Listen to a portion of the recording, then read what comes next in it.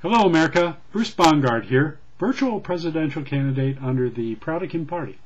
This event being sponsored by www.cf2008ontape.ning.com.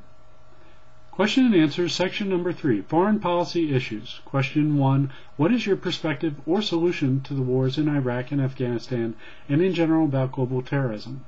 Well, I'd like to start by saying a few years back at one of my previous employers, I actually sent out a editorial email in which I actually advocated us not going into Iraq or Afghanistan because it was taking our perspective, our approach, our democracy, and trying to influence that on another country, on another nation.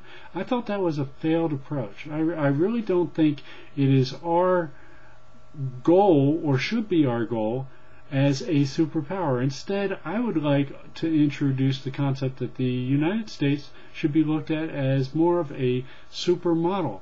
We should do things that try and influence countries around the world as to why our democracy works, why our freedom approach is best, and why their country should try and also emulate our approach.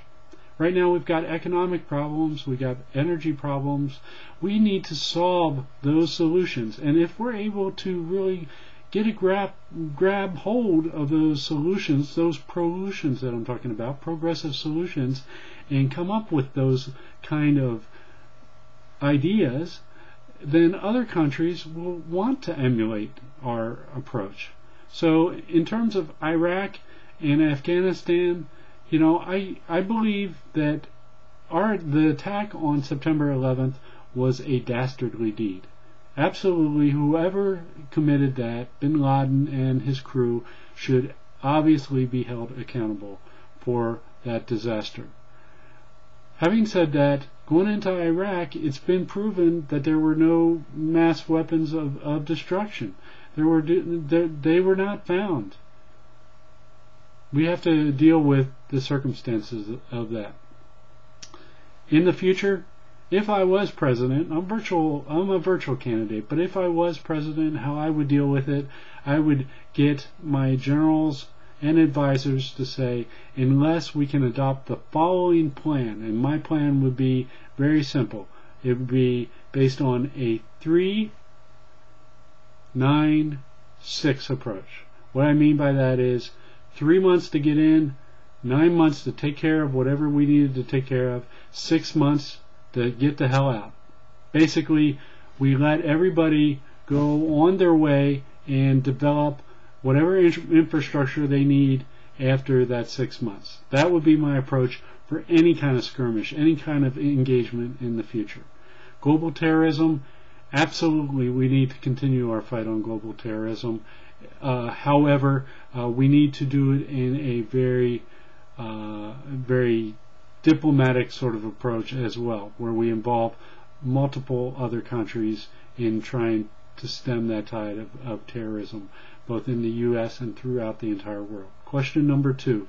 How should the United States deal with the potential of a nuclear Iran, unstable relations with Pakistan, and an aggressive resurgent Russia? There again, nuclear Iran, most of our leaders are actually saying that we cannot allow Iran to have nuclear weapons. That is absolutely true. We shouldn't be advocating or helping them to get nuclear weapons.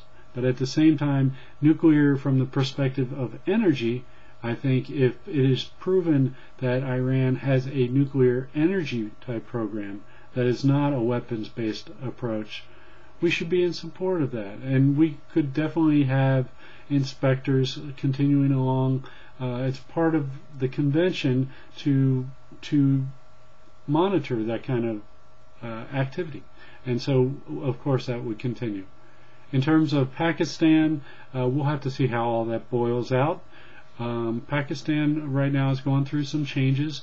If they are having problems on their borders with terrorist factions popping up or whatever, we certainly should try and help them to eliminate that, if that is indeed what they want us to do. And as long as Russia continues on their resurgence to try and dictate their neighboring countries, which are trying to become sovereign democratic nations, I believe it is in our best interest and in the world's best interest to try and diplomatically show them that this is not the proper way to go. And we can use diplomacy, we can use a little bit more aggressive means, but Russia, like the U.S., is a quote-unquote superpower. At least they were at one period in time. And so we have to be very mindful that we don't try and inflict at the same time our sovereign goals on other countries, just like they seem to be doing in those localized regions.